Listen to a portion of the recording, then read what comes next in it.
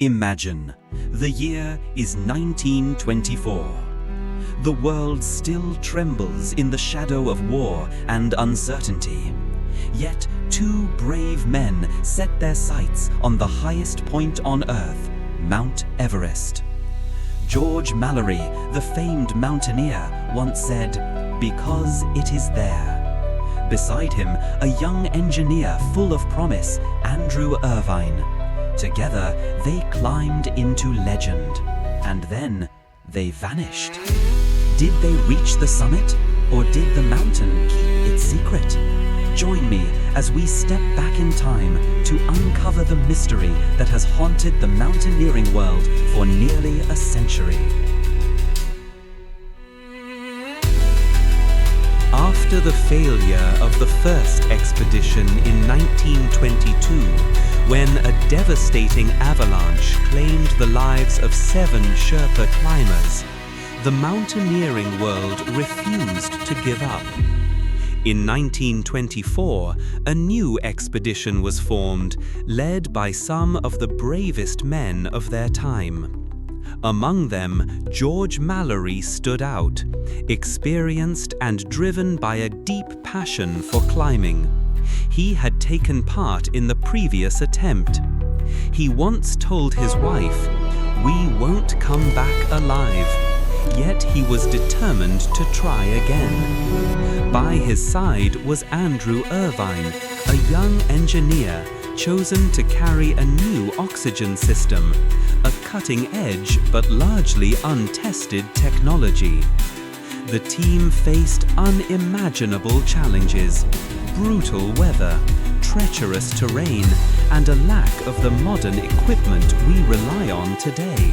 Still, they were determined to conquer the mountain of the gods.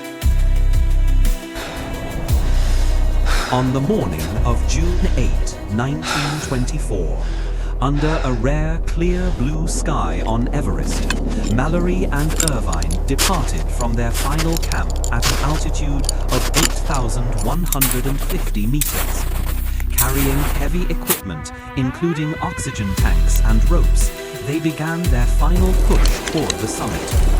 Noel Odell, another member of the expedition, saw them for the last time at around 12:50 p.m. when they were at approximately 8,500 meters, just about 240 meters from the top. Odell described seeing them moving slowly up a steep rock face with Mallory in the lead. He said, "I saw them climbing upwards, and then the clouds rolled in. After that, dark clouds engulfed the view, and they were never seen again." That was the last time anyone ever saw the two men. After Mallory and Irvine disappeared, many search efforts were undertaken, but Everest was too vast and dangerous. It wasn't until 1999 that Mallory's body was discovered by an expedition led by Eric Simonson. His remains were found at an altitude of 8,156 meters, along with some climbing equipment, but neither the oxygen tanks nor the camera he carried were present. This suggested a possible accident, perhaps a fall from a cliff. However, Irvine's body remained a mystery until 2024, when a National Geographic expedition reported the discovery of what appeared to be parts of Irvine's remains, including a watch and some gear.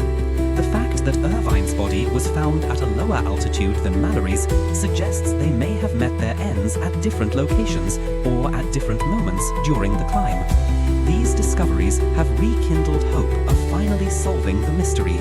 Did they make it to the summit? One of the most popular theories is that they reached the summit of Everest before meeting their fate.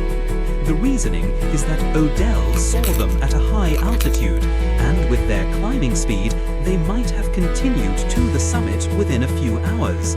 However, there is no direct evidence to confirm this, such as a photo or a note. Another theory is that they met their end on the way up, perhaps due to faulty oxygen equipment or a climbing accident. The discovery of Mallory's body without oxygen tanks suggests that oxygen might have been an issue. Some believe they may have decided to turn back, but never made it to the camp. In any case, no theory has absolute proof, and the debate continues. One crucial element is Irvine's camera. If found, it might contain photos proving whether they reached the summit, solving one of mountaineering's greatest mysteries. Yet, the camera remains undiscovered. Whether they reached the summit or not, Mallory and Irvine have become symbols of courage and adventure. Their story continues to inspire generations of climbers, reminding us of the limits of human endurance and the power of will. Today, when we look up at Everest, we don't just see a mountain, we see the spirit of those who once dreamed of conquering it.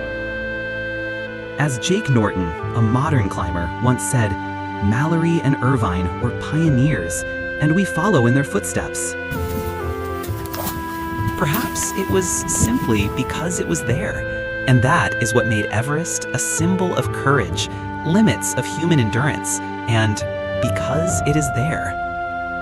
Perhaps it was simply because it was there, and that is what made Everest a symbol of the impossible.